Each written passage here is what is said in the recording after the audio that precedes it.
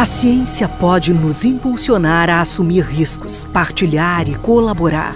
Explorar dados, tecnologia e inteligência artificial para acelerar a mudança, unindo pessoas para alcançar o impossível. Avançar para o futuro. Essa é a aventura ilimitada do que a ciência pode fazer. Isso é AstraZeneca. A AstraZeneca Brasil lidera a revolução que está redefinindo o tratamento do câncer. E esta verdadeira revolução só acontece quando colocamos o paciente em primeiro lugar. Nosso foco é transformar o futuro da saúde, revelando o poder do que a ciência pode fazer pelas pessoas. Nossa ambição é oferecer tratamentos que transformem a vida.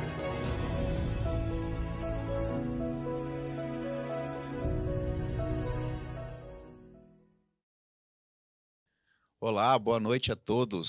Sejam bem-vindos aqui ao nosso evento, The Best of Hematology, organizado pela Orient, que eu gostaria muito de agradecer ao convite de poder moderar esse evento e participar da organização deles aqui também.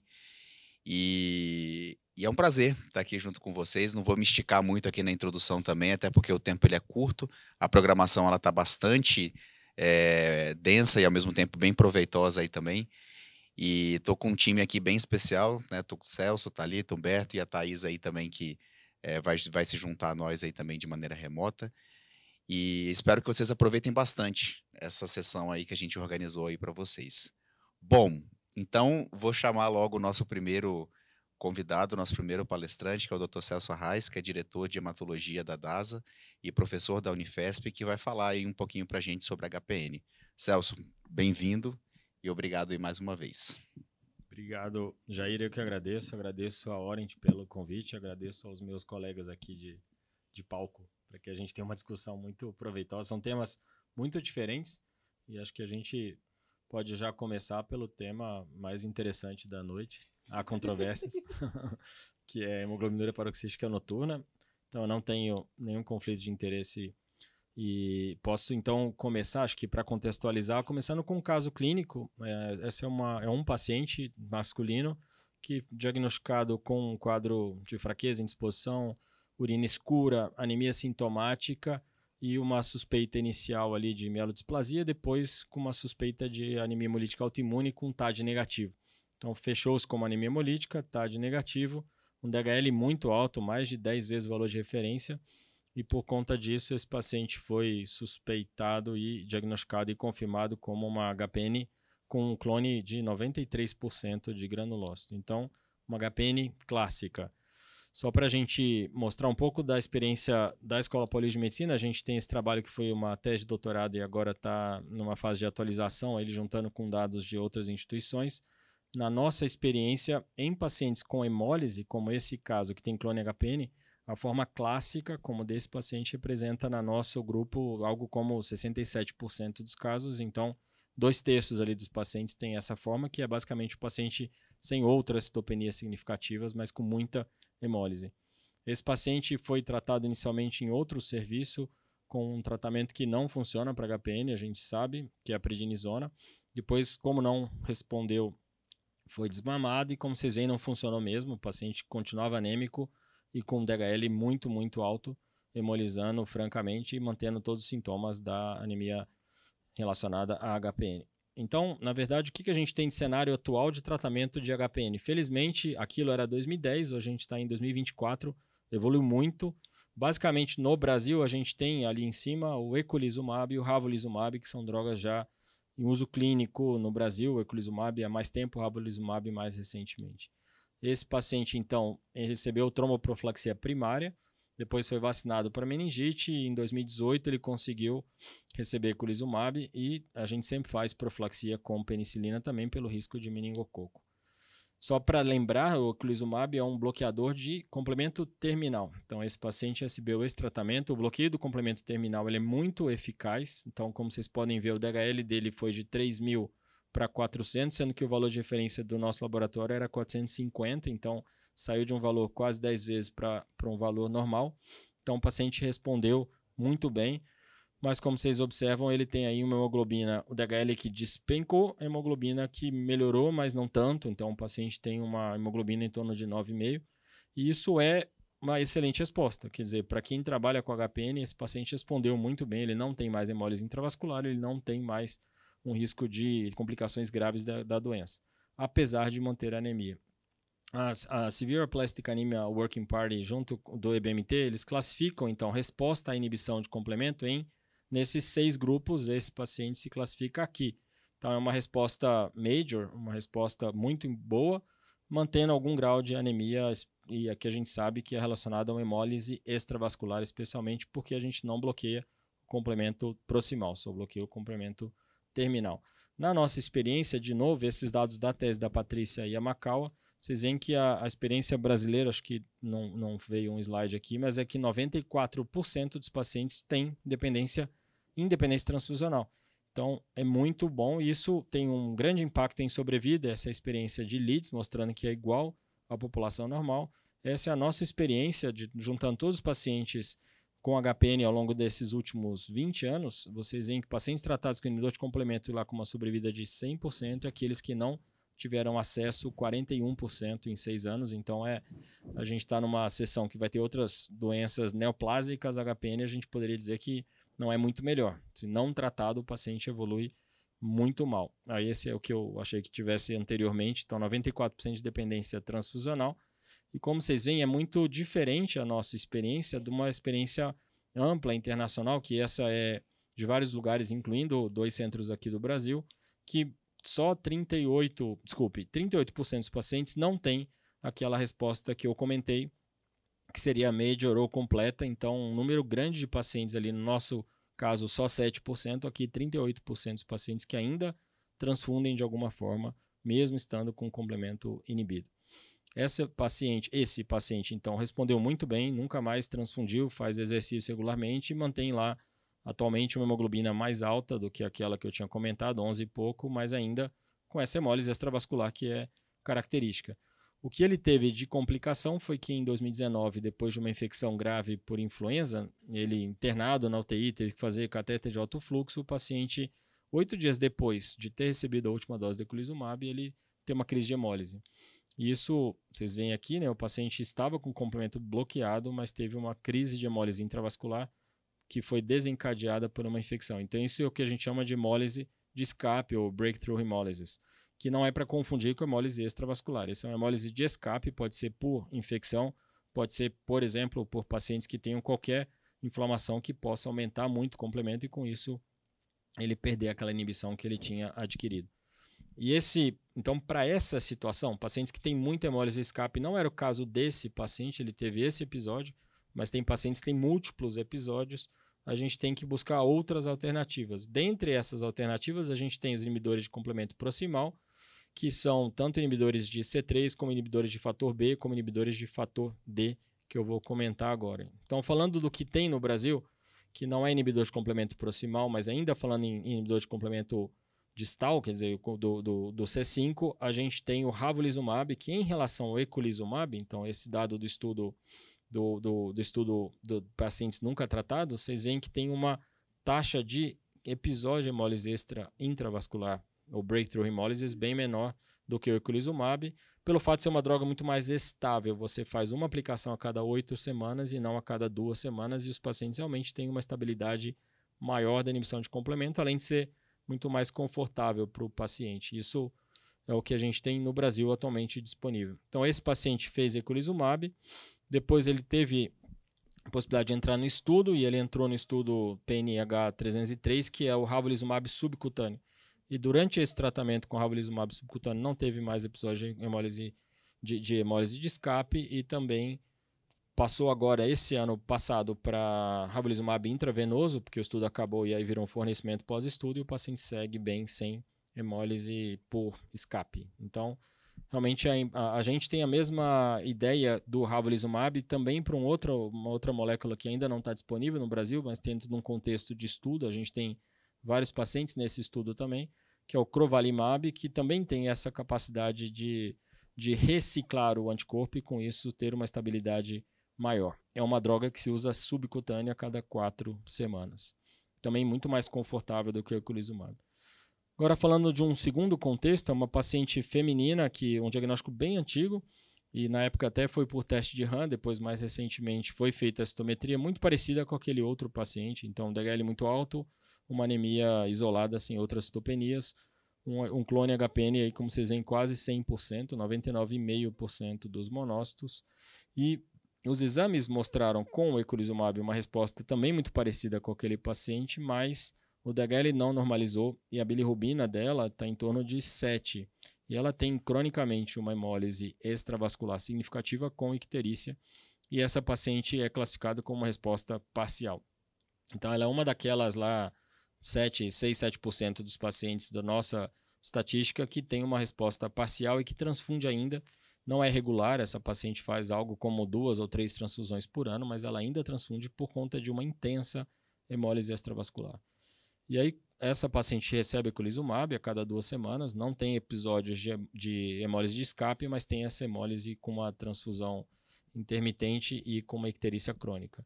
Para isso, a hemólise extravascular é basicamente por depósito de C3 na superfície da hemácia, por conta de o complemento terminal tá inibido, mas, além disso, pela própria ausência da inibição do complemento proximal, que é o que gera hemólise extravascular, pela ação do CD55, ou pela ausência do CD55. Para esse contexto, um dos inibidores que já tem fora do Brasil e que tem mais dado, ou já um dado mais maduro, é o pegcetacoplan, inibidor de C3, e ele, como vocês podem ver, tem uma eficácia comprovada nesse contexto, então, assim como o eculizumab, excelente medicação para tratamento de HPN, e que tem como principal objetivo, que é mostrado nesse New England de 2021 do Peter Hillman, que ele é superior em relação ao eculizumab para o nível de hemoglobina final atingido. Então aí foi quase normal a hemoglobina contra 8,6 nos pacientes fazendo eculizumab. Então ele, pelo fato de inibir o complemento proximal, ele tem uma menor intensidade de hemólise extravascular, ou não tem mais extravascular, e o paciente é menos anêmico. Outra molécula que tem o mesmo objetivo é o danicopan, é uma droga oral, que é um comprimido que é adicionado à inibição do complemento terminal, o complemento, como é o caso do eculizumab e do ravulizumab. Então, ali em branco, vocês veem a hemoglobina dos pacientes que usaram a droga oral junto com o ravo e o eculizumab, e ali em preto quando eles são usados isoladamente. Então, uma outra forma de também inibir complemento proximal e ganhar em hemoglobina. E agora, há poucas semanas, saiu o outro New England de um outro inibidor de complemento proximal, que é o inibidor de fator B, o iptacopan, em monoterapia oral, mostrando uma eficácia muito grande, muito semelhante aos outros inibidores. Então, transformando um pouco o cenário ali da HPN, a gente hoje consegue tratar a cada 8 semanas, ou tratar subcutânea a cada 4, ou acrescentar um comprimido que melhora essa hemólise extravascular, ou até só tratar com comprimidos como esse medicamento que ainda não está disponível na nossa realidade. E só para finalizar, quais são os contextos e os cenários que a gente tem para a gente passar a raciocinar como médicos e pensar o que é melhor para o meu paciente. Quando você tem um paciente não tratado, vocês veem que ele tem ali muita hemólise relacionada ao clone HPN. Se você faz o inibidor de complemento terminal, você corrige essa hemólise do complemento terminal, mas você pode ter hemólise crônica pelo complemento proximal. Então tem ali, como eu falei, na literatura algo como 10 a 20% dos pacientes que têm uma hemólise extravascular, como esse caso que eu mostrei. Na nossa experiência é menor do que isso. Quando você faz a inibição do complemento terminal e você por algum motivo não tiver uma resposta adequada, você vai ter um pouco mais de hemólise extravascular, um pouco mais de hemólise intravascular. No caso do complemento terminal, ele é bom, proximal, desculpa, ele é bom, ele sobe mais a hemoglobina, mas no momento que você perder esse controle por algum motivo, vamos dizer, no caso do iptacopan, por exemplo, o paciente parar de tomar os comprimidos, ou no caso do pegcetacoplan, ele se tornar indisponível, você vai ter um episódio mais intenso de hemólise, e isso pode ser problemático, e isso é algo que merece discussão, né? Então, só para finalizar, esse é o timeline dos avanços de HPN no Brasil. O eculizumab foi aprovado em 2010, né? Então ele está há muitos anos aprovado no Brasil, mas em uso no Brasil, ele foi aprovado no exterior, mas ele só está em uso e aprovado pela Anvisa em 2017, e ele só foi incorporado ao sistema público de saúde agora há um ano. Então, a gente atualmente, felizmente, tem isso disponível e agora, recentemente, na Conitec também passou a aprovação e a gente espera que se torne disponível o ravulizumab, que especialmente para pacientes que têm um acesso limitado, moram longe, pode ser bem interessante pela facilidade posológica. Obrigado. É só os slides de conclusão, mas acho que basicamente evoluiu muito o diagnóstico e o manuseio desses pacientes e acho que espalhar ali o conhecimento é super importante para que a gente possa tanto levar é uma doença muito rara, né? Então, levar informação aos pacientes, levar informação aos médicos para que mais pacientes se beneficiem dessas terapêuticas e os pacientes corretos se beneficiem. Obrigado. Celso, muito obrigado. Ótimo. É sempre bom fazer revisão de HPN para nós, então, que vem mais a parte de oncohematologia. Então, garanto que eu aprendi bastante aqui, né, frente à sua revisão agora. E, bom, a gente vai ter agora uma vinheta que vai ser passada aí. O pessoal pediu para... Só falando aí do que o Celso colocou aí sobre eculizumab e sobre o ravulizumab também. Bom, vamos seguir aqui com a nossa programação, né? Agora sim, eu gostaria de chamar a doutora Thalita Silveira, que é médica hematologista e responsável pelo setor de linfoproliferativas nosso lá do AC Camargo Cancer Center, professora de medicina da Faculdade de Medicina do Einstein e também médica da Santa Casa de Misericórdia de São Paulo, que vai falar sobre como a imunoterapia está redefinindo o tratamento do linfoma de Hodgkin. Obrigada, Jair. Obrigada pelo convite. É um prazer estar aqui do lado de vocês, de colegas, amigos, e agora sim que vem a melhor parte de todas. Porque, de verdade, isso aqui foi realmente foi o início da grande mudança das estratégias de tratamento, que é a imunoterapia. Começou com essas drogas e a gente hoje está vivendo um grande boom de acesso a diversas estratégias de tratamento que advém exatamente dessa mudança de tratamento que a gente antigamente usava drogas citotóxicas, de morte de celular direta, para outras situações que, de verdade, a gente reativa o sistema imune, né?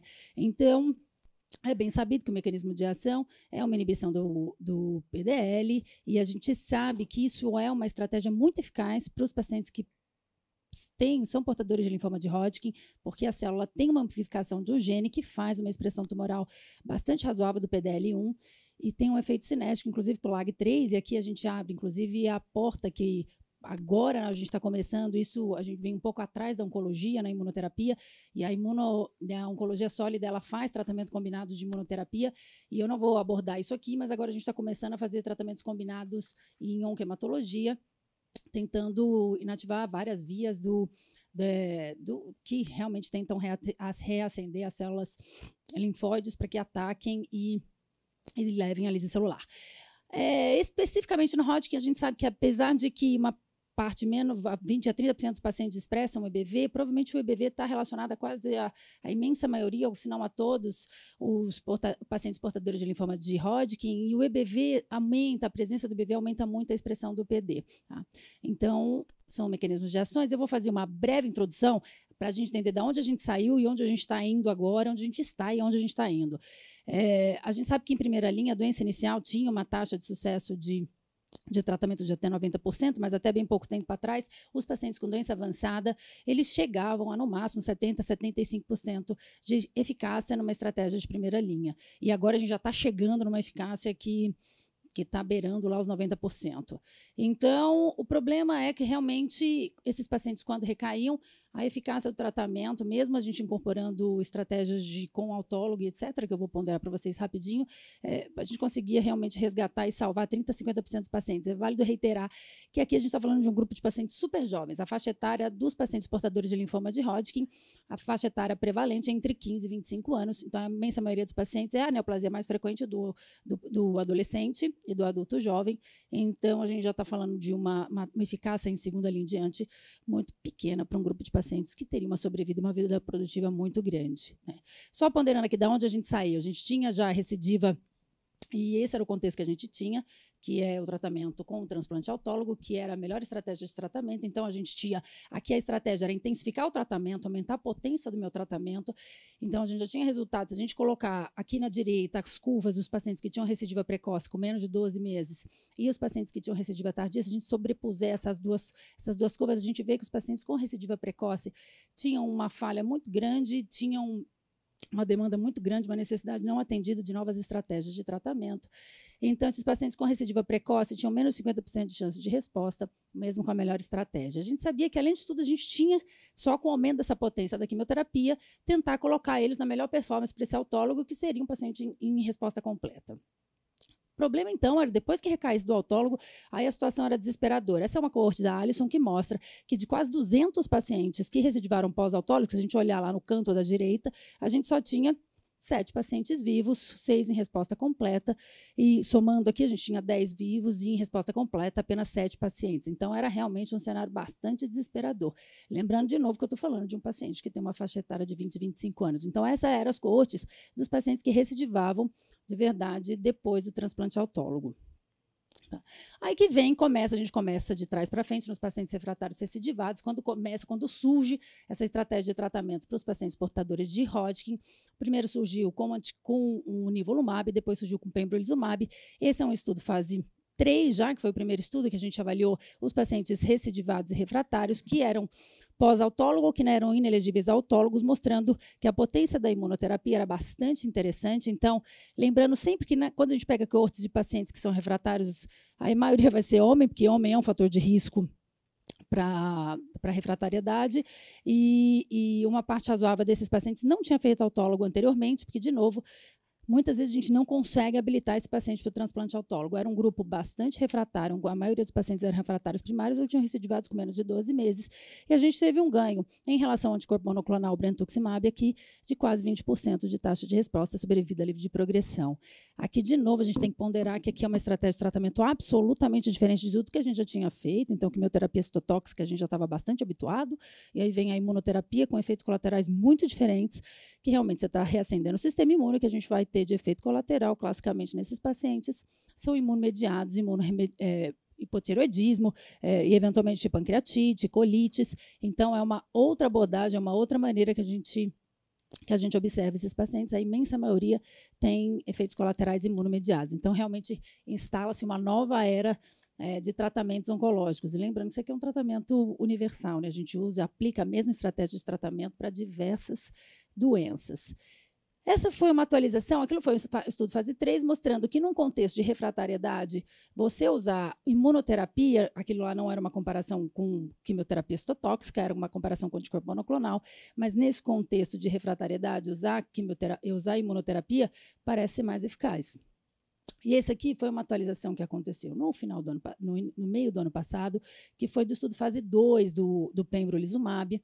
E nesse estudo a gente tinha 3 coortes de pacientes que tinham usado anteriormente brentuximab e que tinham ou não realizado o transplante autólogo, mostrando que uma parte razoável, uma sobrevida livre de progressão bastante interessante, se foi um estudo de 5 anos. E aqui a gente desmistificou um pouco o que a gente acreditava no início, porque, de verdade, a melhora clínica que a gente via nos pacientes na era da quimioterapia citotóxica era apenas quando o paciente tinha resposta. Então, o paciente que não tinha resposta à quimioterapia não tinha nenhuma melhora clínica relacionada as consequências que eventualmente a doença provocasse. E a imunoterapia não é assim, porque de verdade o paciente em resposta parcial, ele fica muito bem clinicamente. Então ele tem um controle clínico, uma vida absolutamente normal. Então no início se achava que a qualidade da resposta parcial fosse muito semelhante à resposta completa. Isso era o que era dito nas primeiras vezes que a gente começou a falar dessa estratégia. Isso não é verdade. Olhando as curvas de sobrevida livre de progressão aqui, a verde que estão aqui à direita são os pacientes em resposta completa que têm uma qualidade de resposta melhor e uma duração de resposta melhor. Isso aqui, para mim, foi o mais impactante. A respeito de estar um pouquinho difícil de ler, eu vou ler para vocês, que é de verdade também, a gente não sabia até recentemente se essa estratégia de tratamento seria curativa para a imensa maioria dos pacientes. E a resposta a gente tem com esse follow-up, pelo menos uma resposta parcial, que um quarto dos pacientes dessa coorte se mantém sem progressão em 4 anos, em mais de 4 anos. Isso, para mim, foi a coisa mais relevante e importante, que mudou, inclusive, a minha prática médica diária, que a metade dos pacientes que atingem resposta completa, eles recidivam nesse período de 4 anos. Então, eu tinha uma ideia. A gente cura para os pacientes, é uma moeda. A gente vai curar com imunoterapia, curar, que eu digo que tem uma sobrevida livre de progressão grande, em metade dos pacientes. Então, com isso, a gente tem que ponderar, eventualmente, estratégias subsequentes. A resposta parcial tem uma duração menor e a resposta parcial tem uma duração de mais ou menos 13 meses. Então, se o paciente está em resposta parcial, é isso que você tem que ponderar. Menos de 3% dos pacientes, depois de 3 anos, continuam com essa resposta. Eles vão progredir nos próximos 3 anos. Então, é o período que, mais ou menos, você precisa entender ou adequar a sua estratégia de tratamento, mudar ou fazer tratamentos concomitantes subsequentes, tá? E também esse Keynote mostrou que não há benefício em você usar mais do que 2 anos. Também esse estudo atualizou, esses pacientes que usaram 2 anos, resposta completa ou resposta parcial, pararam. Eles foram, alguns deles é uma coorte pequena, ainda só com 19 pacientes, mostrando que foram realizar novamente curso de pembrolizumab, tendo resposta. De novo, aqui a duração de resposta é um pouco menor, mas uma parte razoável dos pacientes teve, sim, resposta. Então, de novo, para você ganhar tempo para uma eventual terapia subsequente. Tá. Essa é uma atualização do CheckMate, que são os pacientes que foi o estudo inicial do nivolumab, mostrando que a qualidade da resposta completa, que é a curva azul lá em cima, é realmente melhor do que os pacientes que tiveram 2 estável ou resposta parcial. Então, a gente tem que ficar bastante de olho em resposta parcial e resposta completa também não é garantia de que ele vai estar curado, esse paciente. De novo, aqui, todos os congressos internacionais, a gente discute muito sobre cura ou cronificação da doença. Eu, particularmente, acho que a gente tem que tentar, de toda forma, curar, porque, de novo, repetindo, esse paciente, na imensa maioria das vezes, ele tem 25 anos, e que você vai cronificar isso até quando, né? Bom, aí a gente trouxe a imuno para a primeira linha, e aí começa com os estudos. Aqui são estudos, começa inicialmente com pembro AVD sequencial, que é você fazer 2 aplicações de pembro, e são fase 2, e na sequência o AVD, com 30 pacientes. Depois de 3 pembros, eu já tinha quase 40% dos pacientes uma resposta completa, e depois do ciclo subsequente de quimioterapia, isso aqui, de novo, a gente sabe que a imunoterapia ela tem um potencial quimiosensibilizador, a gente tinha uma taxa de resposta de 100%. Então, no momento da publicação desse paper, é um follow-up muito curto ainda, é um fase 2, mas essa curva é realmente impressionante. 100% de resposta. E isso aqui, independente da expressão do PDL da célula. Então, isso aqui a gente não tem que buscar, a gente tem que entender como uma terapia universal para todos os pacientes portadores de linfoma de Hodgkin. Aqui é o pembro AVD concomitante, a gente tem uma dúvida o que se fazer ele sequencial ou concomitante, qual seria eventualmente a melhor estratégia. A gente já tem os dados dele sequencial, que é muito interessante, porque parte do princípio provavelmente menos tóxico e parte do princípio que a gente realmente tem esse potencial da imuno de quimiosensibilizar as células dos pacientes que eventualmente seriam quimiorrefratários. Mas o potencial de fazer os 2 concomitantes também do pembro AVD, aqui foram usados 4 a 6 ciclos, também uma coorte pequena, também um fase 2, um follow-up curto, mas com uma taxa de resposta impressionante, com 2 anos de sobrevida de progressão de 97%. Nesse estudo aqui, a gente teve um paciente que progrediu, e aqui é uma nota muito importante, que eu chamo a atenção de uma coisa que está surgindo muito em linfoma de Hodgkin, que é o ctDNA, com um nível de sensibilidade maior para a gente determinar, inclusive, as estratégias de tratamento subsequentes. Hoje em dia, a gente usa muito como marcador o PET inicial como avaliador de doença, mas o PET ínterim como marcador prognóstico e o PET final. E o ctDNA, mas a gente tem muita dificuldade na interpretação do PET na era da imunoterapia, porque realmente a gente tem dificuldade de interpretar quando você tem flare, quando tem pseudoprogressões, situações que podem vir concomitantes, e doenças autoimunes que podem vir concomitantes à imuno. Então, não raro, gera muita dúvida, são vários os momentos que a gente tem bastante discussão sobre isso.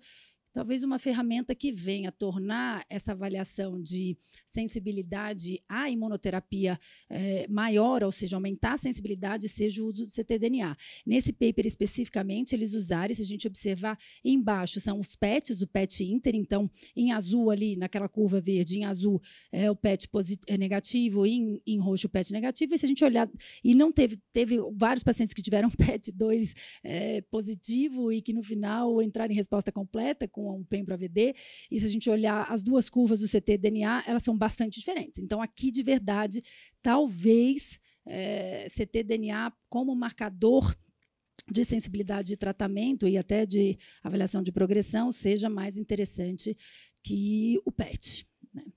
A gente tem também esse estudo, que é o estudo Nival, que foi publicado em 2020, mas que pegou inicialmente os pacientes estadio iniciais, aqui não é avançada, a despeito da gente começar imuno no momento de estar sendo testado mais nos pacientes avançados, que é uma necessidade não atendida, a gente tinha uma resposta um pouco menor. Esse é um estudo um pouco maior, mas também é um estudo fase 2, e de novo, também eles fizeram 2 braços, o sequencial concomitante, o uso do NIVO e AVD, mostrando uma similaridade muito grande na eficácia, uma toxicidade um pouco menor no sequencial. Então, as duas, se a gente olhar a curva de baixo à direita, as duas estratégias são muito eficazes, e essas curvas de verdade são muito impressionantes. E aí a gente tem o boom do ano passado, que foi o SWOG, a apresentação do SWOG, tanto no ASH quanto em Lugano, 1829, que foi o estudo fase 3, comparando NIVO-AVD com BV-AVD, mostrando uma sobrevida livre de progressão em um ano de 91%. Então, eu estou curando 90% dos pacientes com Hodgkin avançado.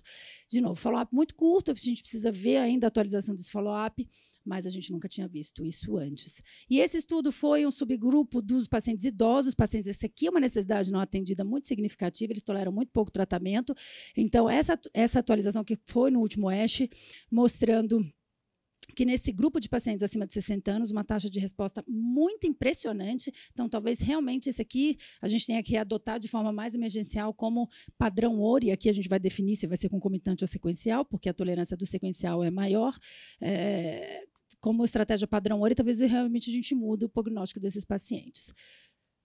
Então, aqui só colocando como um dos últimos slides, que a gente tem a possibilidade de fazer doses menores. Então, a gente não sabe exatamente, a gente usa uma dose padrão em imunoterapia, mas todo mundo que usa imunoterapia, ainda mais quem usa no SUS, tem experiência com doses menores e sabe do potencial terapêutico das doses menores. Então, talvez a gente tenha que revisitar isso algumas vezes. E aqui, esse é um estudo que foi mostrado, estudo de 2020, mostrando uma eficácia muito significativa com uma dose bem menor de pembrolizumab. Então, a gente pode usar imunoterapia de diversas formas, inclusive com o que tenho, não só se eu não tiver. Então, acho que agora, concluindo os 2 slides de conclusão, acho que a primeira linha, a gente ainda tem químio, radioterapia nos estadios iniciais, com ou sem anti-CD30 e imuno. Então, a gente não tem uma estratégia padrão ouro ainda. Eu acho que para o paciente avançado, eu tenho sim 3 opções, pelo menos, de estratégia padrão. Na segunda linha, recidiva tardia, a gente não tem ainda consolidado a estratégia, a gente ainda tem a estratégia padrão de altas doses de transplante, mas na precoce, de forma objetiva, a gente já tem que ponderar o uso da imunoterapia nos pacientes que não usarem em primeira linha, que a gente ainda não tem isso disponível em primeira linha. Terceira linha, quimioterapia subsequente, a gente tem que, é isso que a gente vai começar a revisitar isso, o que a gente vai fazer nesses pacientes quando a gente trouxer imuno para a primeira linha. Está certo que a gente vai ter que pensar muito menos na recidiva desses pacientes, porque muito menos pacientes vai recidivar, mas a gente vai ter que começar depois a revisitar e pensar no que a gente vai fazer. Então, pacientes em resposta parcial, eu tenho que consolidar de qualquer forma. Pacientes que não fizeram transplante, eu preciso consolidar, porque eles não vão, essa resposta não vai durar mais que 3, 4 anos.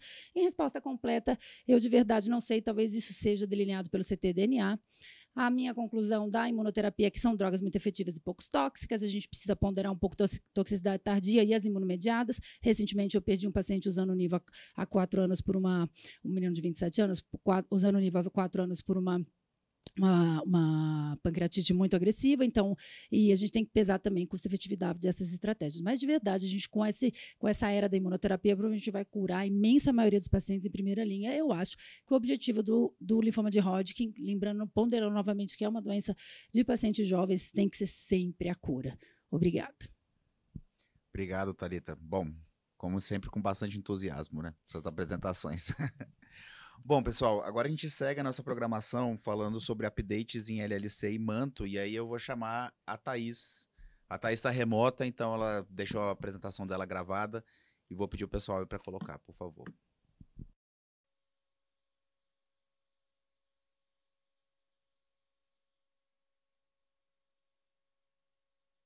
Olá, meu nome é Thaís Fischer, eu sou médica oncohematologista do AC Camargo, e a convite da coordenação do evento, eu vou discutir sobre os updates, ou seja, das atualizações em leucemia linfocítica crônica e linfoma não Hodgkin de células do manto. A ideia é discutir essas 2 doenças, a LLC e a leucemia de células do manto, quanto a fatores prognósticos, tratamento atual e direções futuras, especialmente o que foi discutido nos últimos eventos, em especial a UESH de 2023. Então, vou começar inicialmente com a leucemia linfocítica crônica. Então, eu sempre falo que o desejo de todo oncohematologista ou hematologista é saber, quando o paciente entra, qual será o prognóstico desse paciente, ou quem é o paciente que responderá ou não, e a gente usa para isso os fatores clínicos laboratoriais através dos modelos prognósticos. Iniciou em 1975 com RAI, seguindo com o Binet, chegando a modelos como o CLL em 2016, CLL-IPI.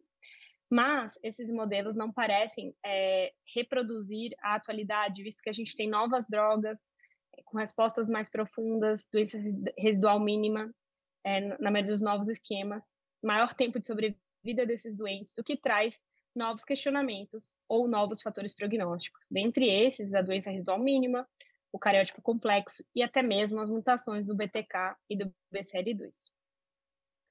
Então, nesse sentido, a gente tem aqui um artigo publicado ano passado sobre cariótipo complexo, mostrando que o cariótipo complexo é um marcador ou um biomarcador que possivelmente será incorporado à prática clínica. Então, alguns dos trabalhos que eu mostrarei aqui serão destinados somente aos estudos, mas esse possivelmente será incorporado.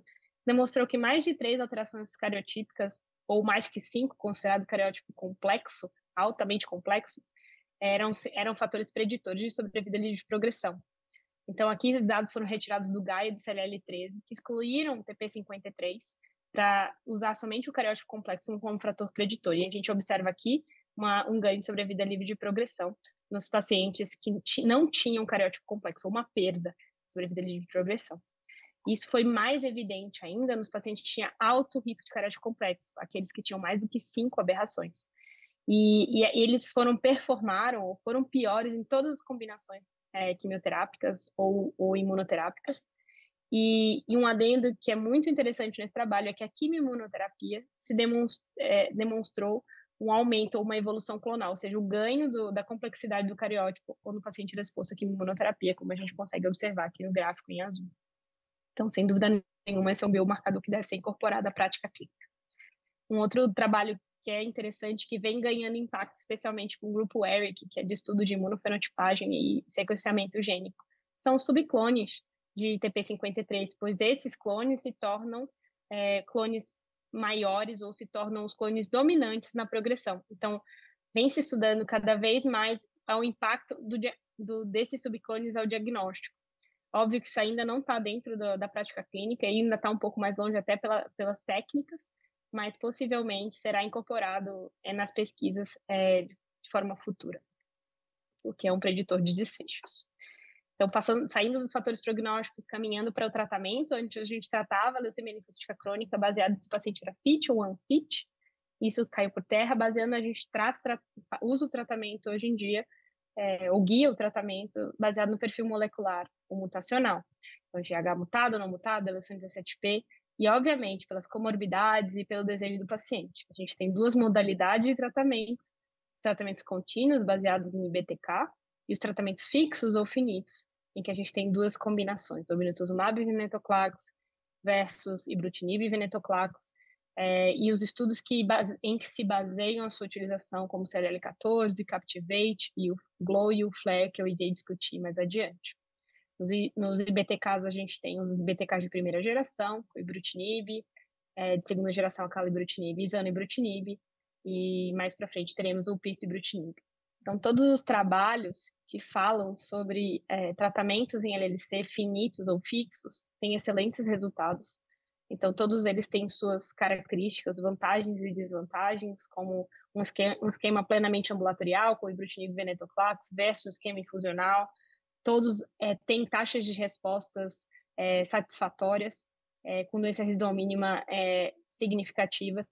Então, basta, nesse cenário, avaliar o perfil cardiotoxicidade, perfil infusional, microambiente tumoral, hipogama-globulinemia, para que a gente escolha o melhor tratamento para esses pacientes. Obviamente, que aqueles pacientes octogenários, nonagenários, há uma tendência de não se fazer tratamentos fixos ou finitos, até considerando que eles usaram pouco tempo de tratamento em relação à sobrevida total.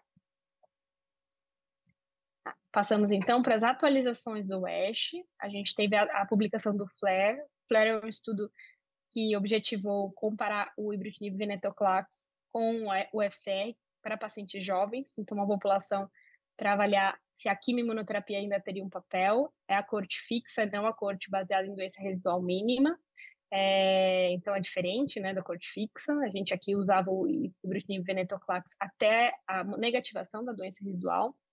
Ele é guiado por DRM e observou-se de forma surpreendente um ganho de sobrevida global nesses casos, não só de sobrevida livre de progressão, de forma bem precoce, o que não era esperado para os estudos de leucemia linfocítica crônica. Observou-se menos eventos cardiovasculares também com ibrutinib, provavelmente para uma população mais jovem, e traz como conclusão provavelmente o fim da quimioimunoterapia. Será que a gente já está realmente no fim? Isso já tinha sido advogado por outros estudos prévios e vem para corroborar com o dado de que provavelmente a quimioimunoterapia não seja o melhor tratamento para os pacientes com leucemia linfocítica crônica dentro do cenário privado, mantendo ainda a sua indicação em locais com menores disponibilidade de recursos. A gente vai ter novos dados no CLL17 que compara o obinutuzumab e venetoclax com o ibrutinib e venetoclax, que é uma resposta que a gente não tem qual é o melhor dado, mas também traz reflexões sobre microambiente tumoral, o que é melhor para resposta imune, custos e saúde financeira, sem dúvida nenhuma. Esse é um outro trabalho publicado no ASH, foi uma sequência do Captivate, mostrando uma grande, tentando responder uma das grandes preocupações da combinação ibrutinib e venetoclax, que seria a seleção clonal ou o ganho mutacional. Então, essa uma corte pequena do Captivate, em que houveram 53 progressões maiores que 2 anos e apenas uma dessas teve ganho de mutação. E a maioria dos pacientes, 22 pacientes, reiniciaram o tratamento com BTK com uma overall response de 86%. Demonstrando que a combinação fixa, finita, talvez não seja o fator implicante maior em evolução clonal. Obviamente que esses dados ainda precisam ser maturados, ou seja, amadurecidos, para a gente ver se é efetivamente a melhor combinação sinérgica. Tivemos também a atualização do acalabrutinib, né, através do Elevate-N, que é o tratamento naive, ou seja, para avaliar esse BTK de segunda geração, associado ou não ao obinutuzumab. Não houve um aprofundamento de sobrevida de progressão, ou seja, o braço clorambucil foi infinitamente pior do que o braço BTK, mas houve uma diferença nos pacientes que foram submetidos ao obinutuzumab, provavelmente por induzirem uma doença residual mínima um pouco menor do que o acala em monoterapia. Se questiona muito essa indicação, para quem seria esse paciente, já que vai ser um tratamento contínuo, seria necessário usar o anti-CD20, mas de fato houve um aumento de sobrevida livre de progressão, assim como teve uma maior quantidade de neutropenia e plaquetopenia. Então, é um dado importante para a gente entender biologia, mas pouco provavelmente será adequado à prática clínica o uso do anti-CD20 com o IBTK de forma contínua.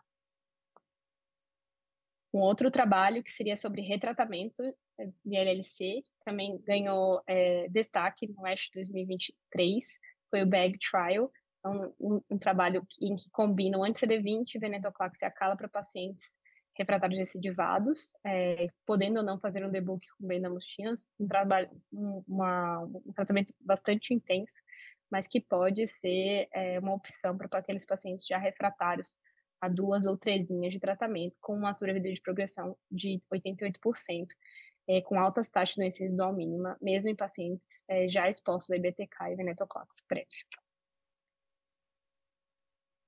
Passamos, então, da LLC para o linfoma de células do manto. O linfoma de células do manto ganhou muito destaque no ASH 2022, também teve seu destaque no ASH 2023. A gente vai abordar novamente na mesma sequência. Fatores prognósticos, tratamento atual e direções futuras.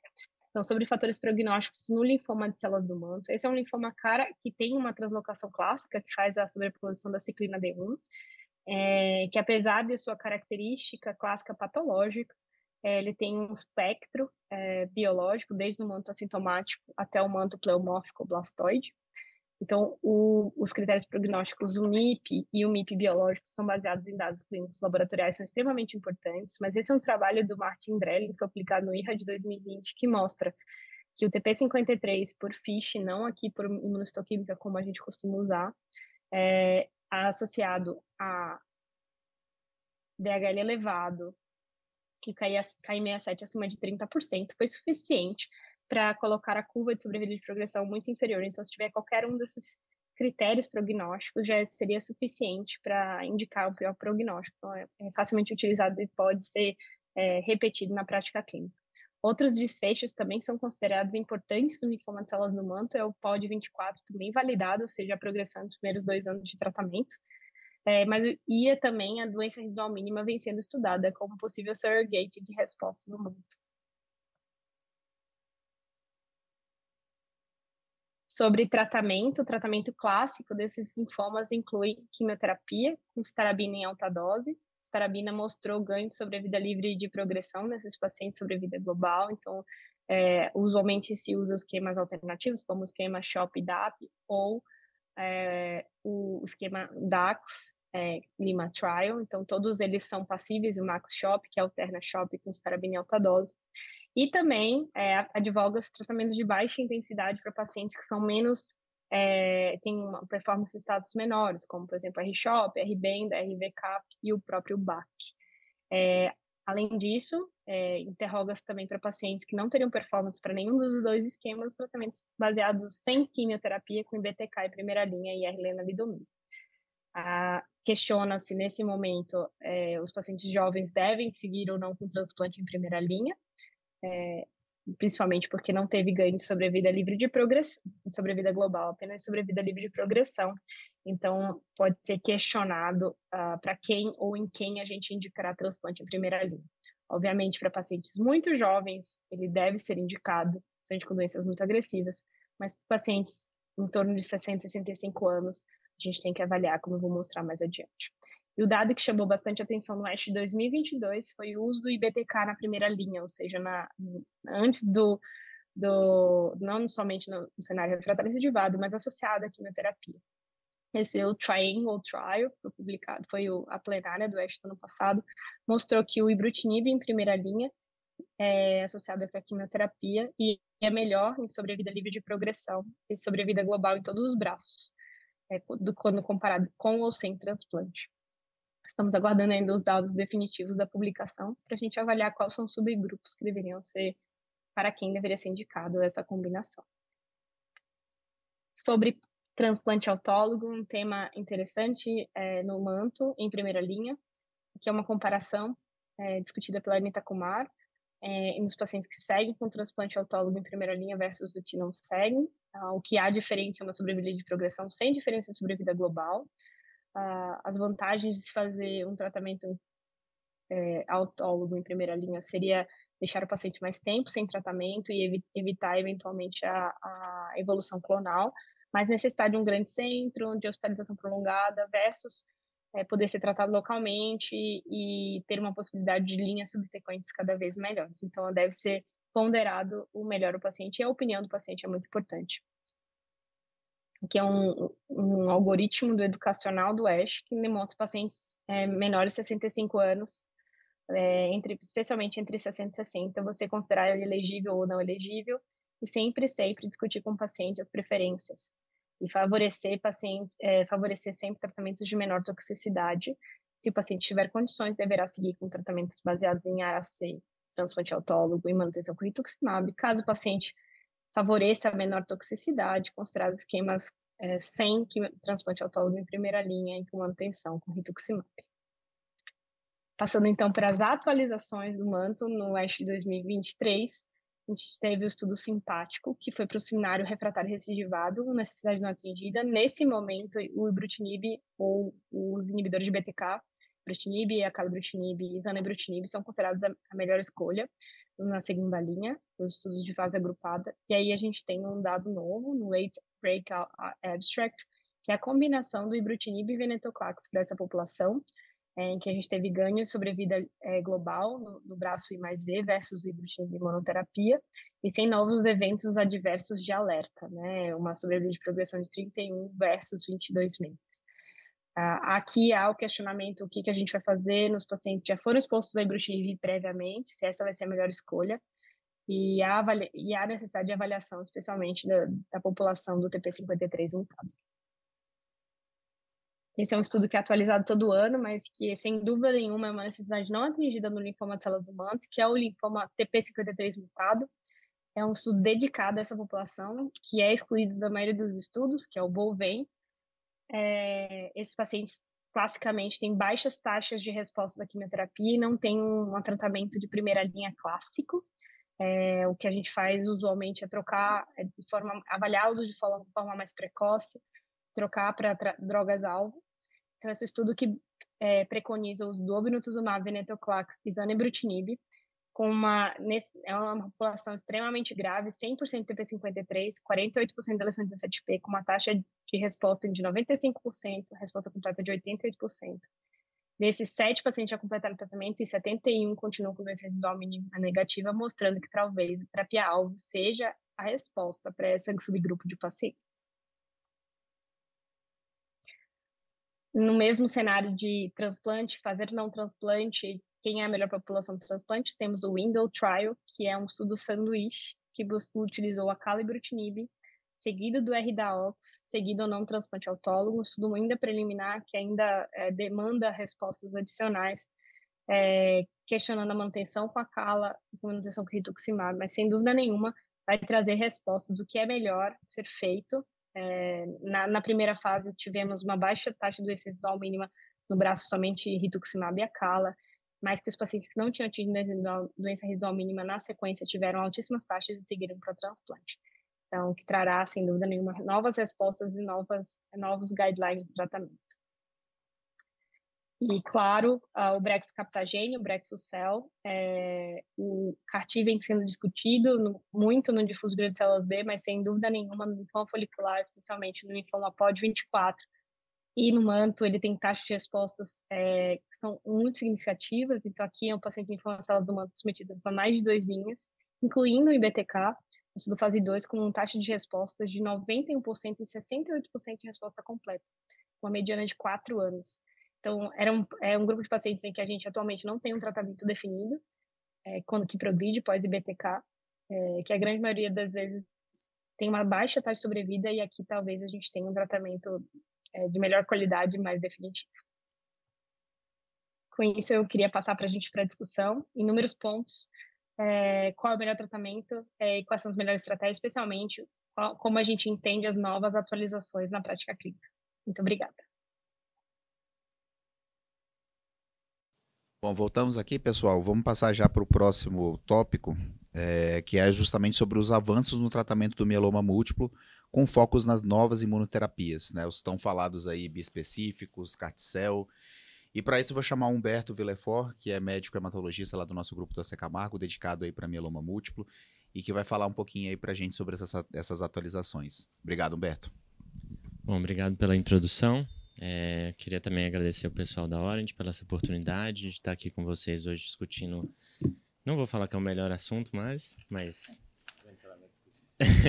Não vou entrar nessa discussão, mas vamos falar de um assunto que tem permeado aí várias discussões em congresso e tem várias coisas novas para a gente discutir. Bom, meus conflitos de interesse. E aqui eu trago esse slide para mostrar para vocês as terapias que têm atividade contra o mieloma múltiplo.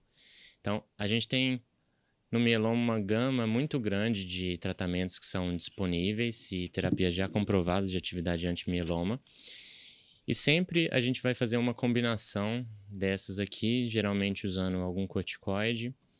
E cada vez mais a gente tem feito isso de uma maneira mais eficaz, principalmente nos últimos anos, associando o anticorpo monoclonal anti-CD38, inibidor de proteasona e imunomodulador, e nas linhas subsequentes os demais aqui.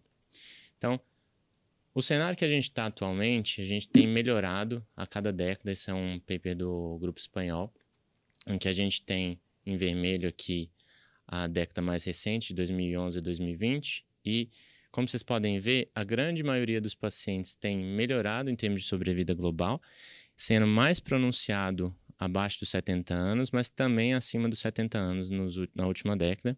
Isso é puxado muito pela disponibilização de terapias que são mais eficazes, com um perfil de segurança adequado para essas populações. Bom, o que a gente tem de esquemas de primeira linha? Para os pacientes que são elegíveis ao TMO, a gente tem o estudo Cassiopeia, que comparou Dara-VTD com bortezomib, talidomida e dexa, que é um estudo que foi bastante positivo para os braços que receberam daratumumab, independente do momento que o paciente recebeu daratumumab. A gente tem mais recentemente o Perseus, que é o Dara-VRD versus VRD, também mostrando a superioridade do braço que recebeu daratumumab. Isso era uma verdade já no fase 2, esses são os 2 estudos que são fase 3.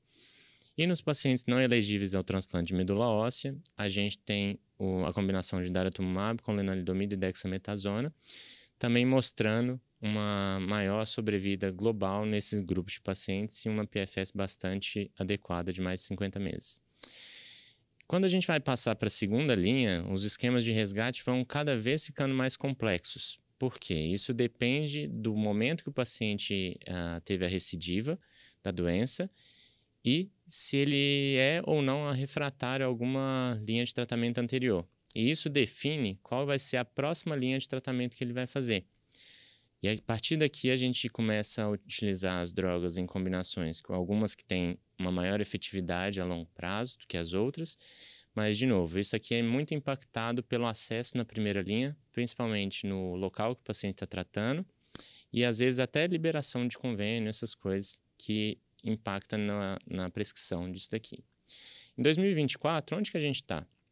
Então, a partir da segunda linha, principalmente, a partir da terceira, perdão, a gente tem muitos pacientes que são expostos precocemente aos imunomoduladores, aos anti-CD38 e inibidores de proteasoma.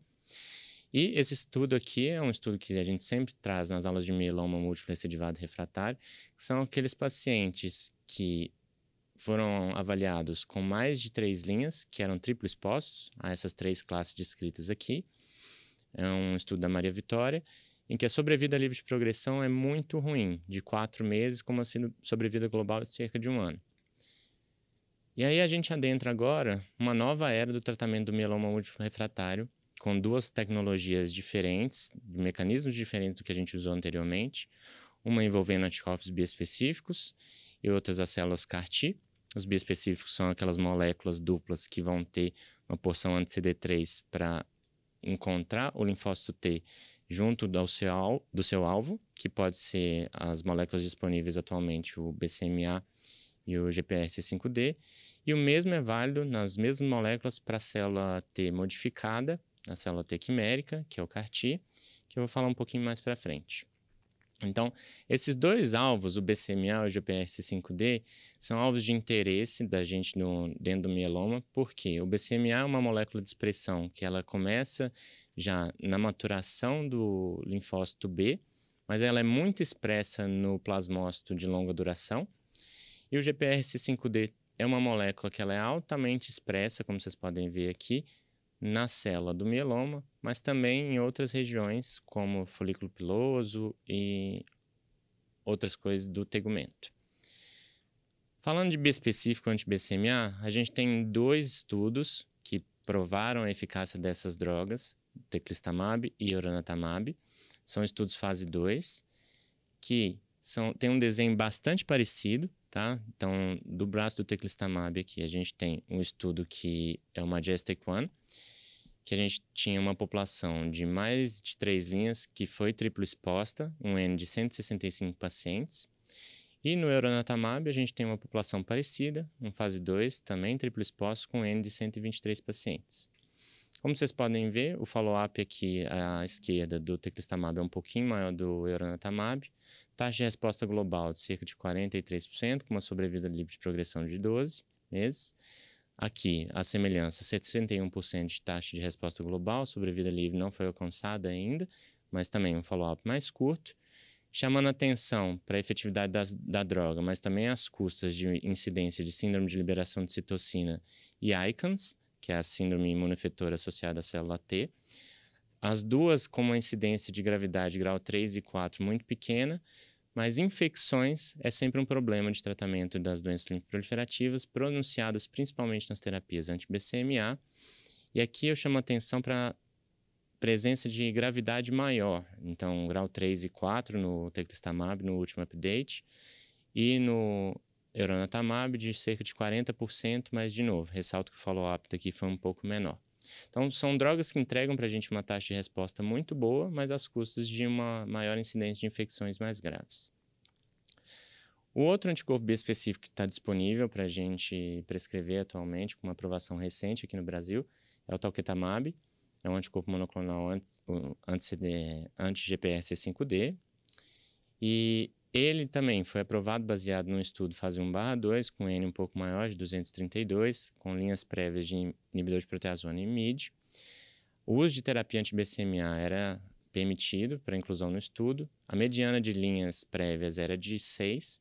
Ele comparou os de talquetamab subcutâneo e EV. Para as doses subcutâneas, a gente teve uma taxa de resposta tanto na dose quinzenal quanto na dose semanal, que beira aqui por volta de 60%, 65%. E a presença de síndrome de liberação de citocinas é uma coisa que acontece geralmente, mas também, de novo, com eventos graves muito raros. Aqui foi só um evento no estudo. E a gente tem um perfil de segurança um pouco diferente, que a gente da Hemato não está tão acostumado, que é a incidência de eventos de pele e unha. Também a graduação aqui, a gente não tem graduação grau 3 e 4 desses eventos de pele. E eventos neurológicos não ocorreram durante o follow-up desses pacientes. Aqui mostrando um exemplo dos eventos de pele. Como vocês podem ver, ocorre uma descamação que geralmente ela pode ocorrer principalmente em regiões de extremidades. O paciente pode ter uma experiência de racho cutâneo e a presença de múltiplas alterações fungiais, incluindo onicolicose e entre outras. Falando de células CAR-T, que também é um assunto que é bastante falado hoje em dia, a gente tem 2 estudos, e aqui eu vou focar no estudo do CARTITUDE-1 e no CARTITUDE-4. O CARTITUDE-1 é um estudo de fase 1/2, em que 113 pacientes foram incluídos. A população de pacientes eram mais de 3 linhas, recidivados, refratários, tendo recebido imunomodulador, inibidor de proteasoma, e a grande maioria era triplo exposto. A gente tem uma mediana de linhas terapêuticas anteriores de 6, e agora a gente tem um follow-up já de 33 meses desses estudos. Eu ressalto aqui que 113 pacientes foram incluídos no estudo, sendo que só 97 receberam, então uma grande porcentagem dos pacientes recebeu. E aqueles pacientes que receberam, a gente tem uma taxa de resposta global de quase 98%, que é uma coisa incrível, tratando de uma doença que é extremamente tratada como essa população. A gente tem uma incidência de síndrome de liberação de citocinas que é de 95%, com uma incidência de grau 3 e 4 de 4% e de ICANS 17%, com grau 3 e 4 de 2%. 6 pacientes passaram por alterações neurológicas de síndrome parkinsoniana, que não era algo muito previsto. A gente sabe hoje em dia que a gente tem expressão de BCMA nos núcleos da base. E aqui a gente tem 10 pacientes que tiveram neoplasias hematológicas no follow-up, mas a gente não consegue correlacionar isso com o uso do Cilta-cel, principalmente falando que esses pacientes são muito tratados. Até hoje a sobrevida global não foi atingida, mas a sobrevida livre de progressão de 34 meses, uma população bastante tratada. O estudo do CARTITUDE-4, ele é um estudo que veio em seguida. Ele é em fase 3, em que foi comparado 419 pacientes com 1 a 3 linhas, refratários à lenalidomida e que receberam inibidor de proteasoma e IMID. Um braço do estudo recebia Cilta-cel e o outro braço recebia uma terapia contínua com PVD ou DPD. E aqui, eu volto no slide anterior, como vocês puderam ver, cerca de 16 pacientes aqui não foram receber o CAR-T no CARTITUDE-1, desculpa.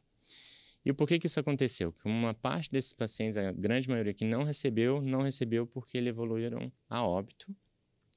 Então, a gente tem uma doença que é bastante tratada, bastante agressiva, e a gente aprendeu com isso, e o desenho do CARTITUDE-4, ele permitia que fosse feita uma bridging therapy com PVD ou DPD. Então, os pacientes geralmente faziam a aférese com coleta de linfócito e recebiam a terapia de escolha, que era ou PVD ou DPD.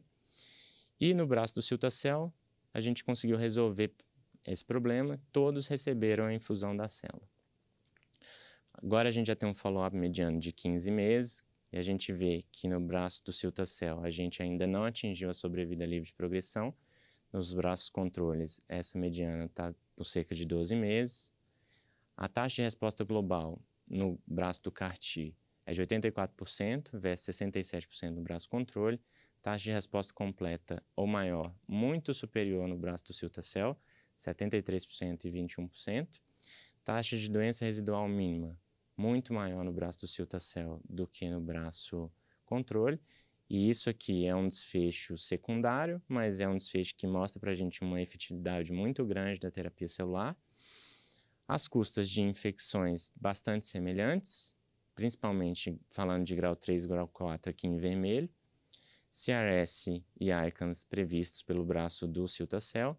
Nenhuma morte ocorreu nesse estudo por conta dessas duas alterações.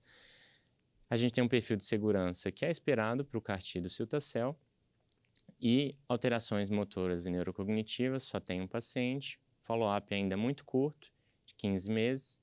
Mas isso deve ser atualizado e vai ser monitorizado com um olhar muito diferente do que foi no CARTitude 1. Bom, dito isso, queria encerrar aqui, passar a palavra para os meus colegas e muito obrigado. Tá ótimo. Bom, agora a gente vai encerrar, né, a última apresentação aí antes da gente entrar na discussão, e eu justamente deixei uma coisa um pouco mais dinâmica, focada principalmente em atualizações, porque eu sabia que ia chegar esse momento agora, né, a quarta apresentação, então já tá aquele cansaço aí peculiar e o pessoal já tá em casa aí já assistindo há mais tempo, então eu coloquei a apresentação agora para falar sobre os avanços no tratamento dos linfomas agressivos e focando principalmente no que foi apresentado aí no último ASH e algumas coisas aí de mais relevantes que foram apresentados nos eventos também aí no meio do ano passado, principalmente na ASCO e no ICML em Lugano. Bom, aqui meus conflitos de interesse. Primeira coisa, a gente falar de primeira linha, né? A gente está com uma discussão muito agora com relação à incorporação do polatuzumab na primeira linha, já tendo essa aprovação agora recente. E o que isso impacta, na verdade, né? Então, o R-CHOP já é algo que a gente está acostumado há bastante tempo. Então, a gente já tem aí pelo menos há 2 décadas, né, de prática clínica de todos nós. E vários estudos que foram apresentados aí ao longo dessas 2 décadas, tentando justamente superar o R-CHOP. Eu brinco e falo, seja na força ou seja no jeito, né? Na força, realmente, quando tentou intensificar, né, com diversas estratégias, no jeito, tentando de alguma forma melhorar os desfechos através de terapia de manutenção, ou mesmo de associar novas moléculas, principalmente em alguns subtipos específicos, como o perfil de célula B ativada, no qual foi tentado aí diferentes estratégias, seja com bortezomib, brutinib, lenalidomida, alguns estudos ainda com acalabrutinib, com alguns novos imunomoduladores vindo por aí também. Então, ou seja, foram essas tentativas que a gente teve ao longo desse tempo e sempre com estudos que não conseguiam atingir o seu endpoint primário e que, de fato, o bom e velho R-CHOP ele continuava reinando soberano.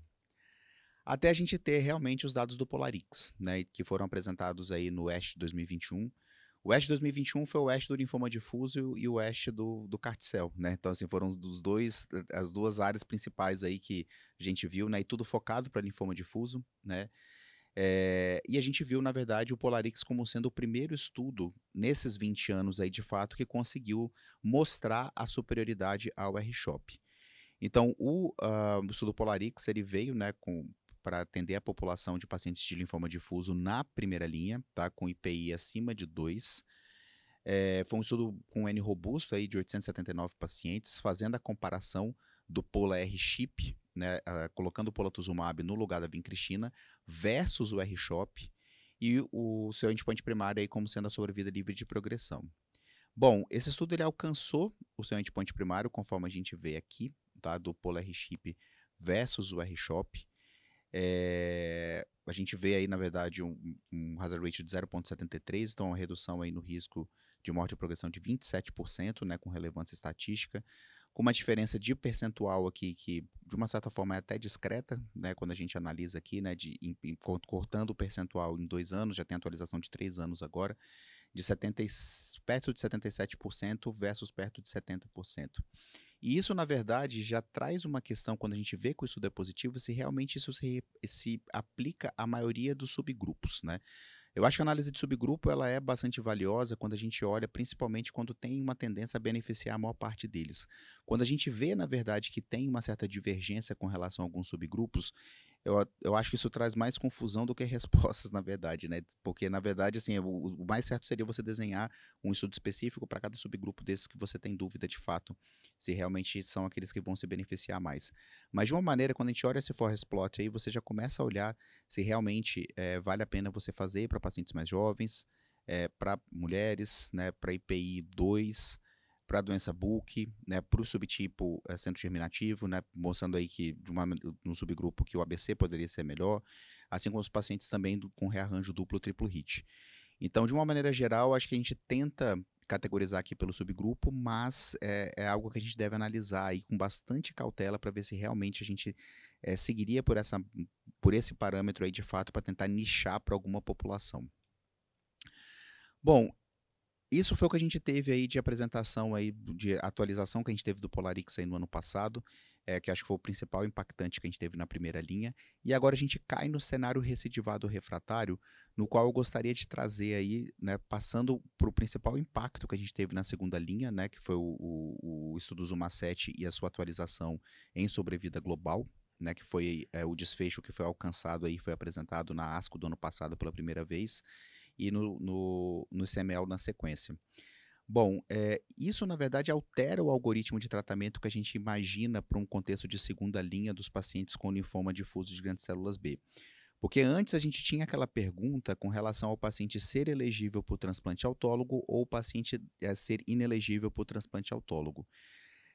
Com a apresentação dos dados do Zuma-7, a pergunta ela muda, né? E a pergunta ela muda com relação ao tempo de recaída desses pacientes. Então, a primeira coisa é, se essa recaída aconteceu com menos de 12 meses, né, seja um paciente por refratariedade primária ou por recaída precoce.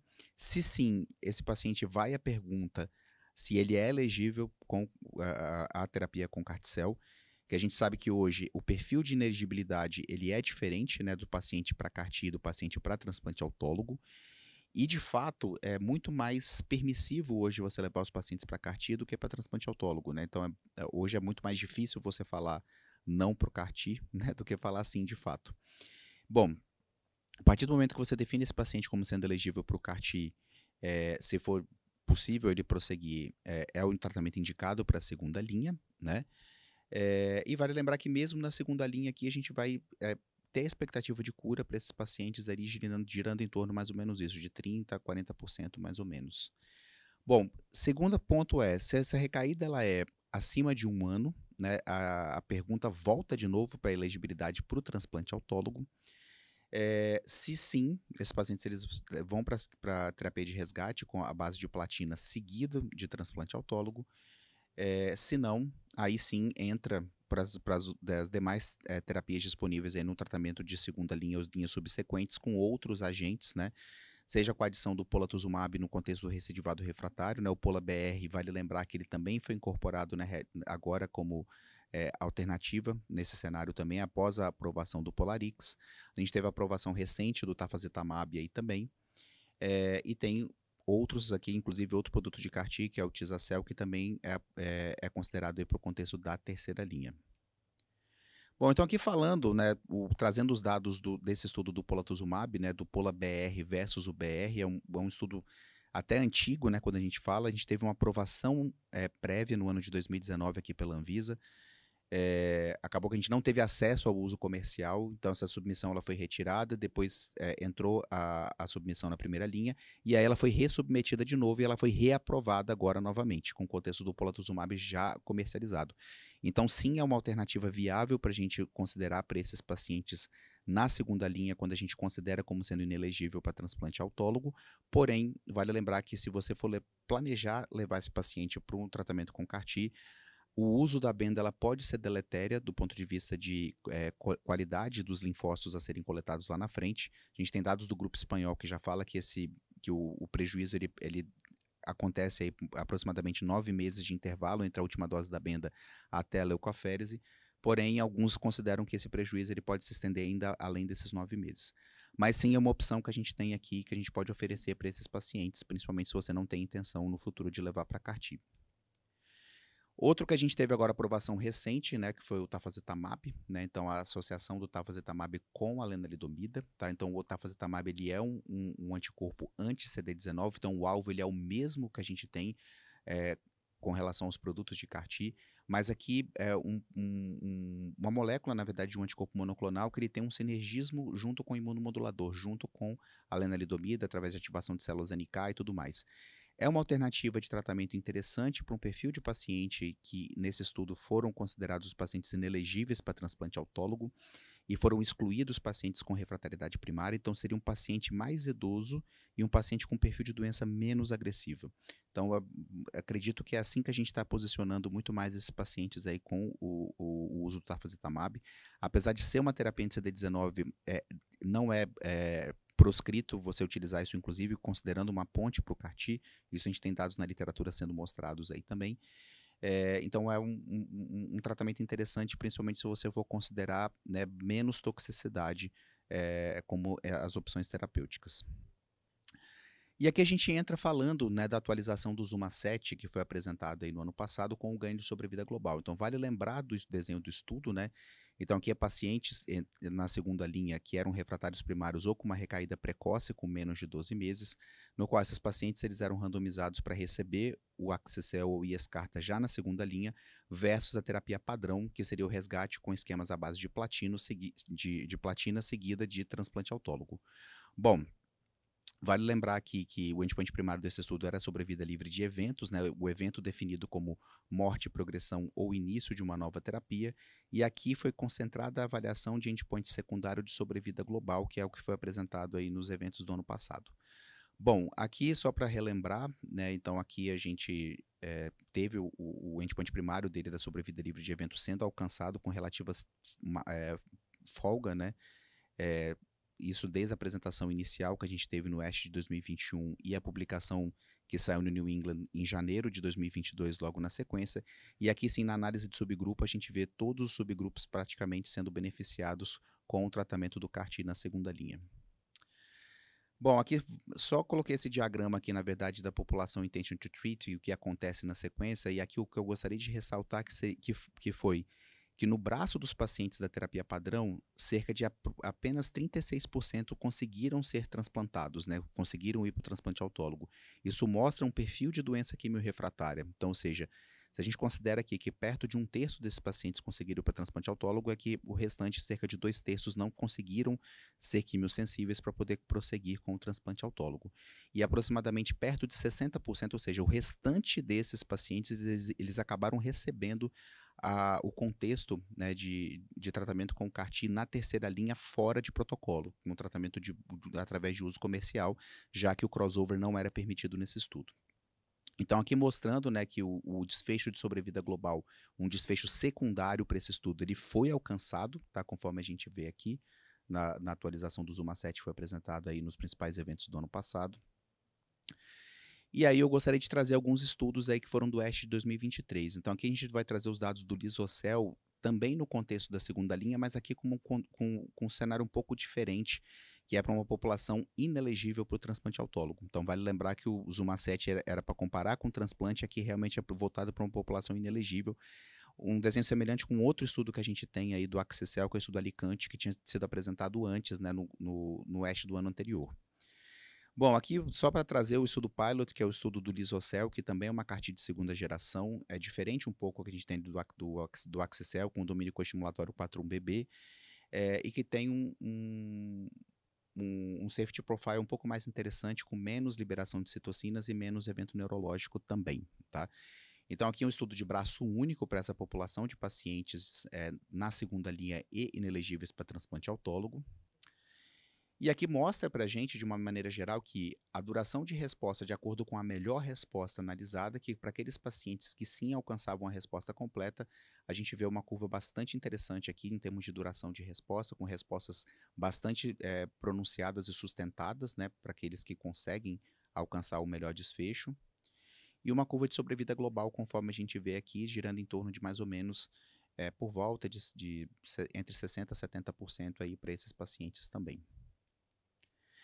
E aqui vale lembrar que esse é um produto de CAR-T interessante, né, que a gente não tem disponível no Brasil ainda, mas vale ressaltar essa questão aqui, que a gente consegue reduzir síndrome de liberação de citocinas e evento neurológico. Tem uma questão relacionada à manufatura aqui também, com balanço de CD4 e CD8, que acredita-se que talvez possa fazer diferença nessa questão aí de tentar reduzir toxicidade aqui também, tá? Mas é algo importante para a gente colocar aqui como sendo uma expectativa promissora que a gente possa ter daí para frente de um produto eficaz e com um evento adverso aí reduzido. Aqui eu gostaria de trazer uma perspectiva futura que a gente possa ter aí também, que é o estudo Zuma 12, que foi apresentado aí também no ASH do ano passado, né? Aqui ele já tinha sido apresentado antes, aqui uma análise de 3 anos, de você tentar posicionar o CAR-T aqui, no caso o Axi-cel, no contexto de primeira linha nos pacientes de alto risco. E como era definido esses pacientes de alto risco? Então, era considerado os pacientes com B de alto grau, na verdade com rearranjo aqui também, de duplo, triplo hit, pacientes com avaliação dinâmica aqui também, através do PET interino depois de 2 ciclos também, tá? Então, pacientes que estavam com persistência de PET positiva aqui também. E aí, esses pacientes, na verdade, eles entravam no estudo e aí sim era considerado fazer o esquema com o Axi-cel no contexto da primeira linha, sendo analisado aqui como endpoint primário as taxas de resposta e os endpoints secundários aí de sobrevida e segurança. Bom, mostra dados interessantes aqui também, né? Então, a gente considerar 92% de resposta global versus 86% de resposta completa é muito superior do que a gente encontra, inclusive nos estudos de terceira linha, no Zuma 1, e no de segunda linha também no Zuma 7. Então, mostra que talvez você considerar para essas populações de pacientes que têm um potencial de quimiorrefratariedade, uma vez que você ter a avaliação, seja o diagnóstico ou a avaliação dinâmica, de fato você pode conseguir beneficiar mais esses pacientes se você oferecer uma estratégia que você sabe que pode ser superior para uma população que você acredita que seja quimiorrefratária. E assim a gente vê também com relação à duração de resposta, aqui sustentando em torno de 80%, né? Isso daí é algo que é bastante impactante. E aqui eu vou entrar basicamente falando do bispecífico pela incorporação recente que a gente teve do epcoritamab, né? Então, aprovação Anvisa e já precificado aqui também. E a gente teve a apresentação de atualização de follow-up do estudo EPICOR NHL-1, né? Que fala sobre o estudo pivotal, fase 2 aí do epcoritamab de braço único aqui também.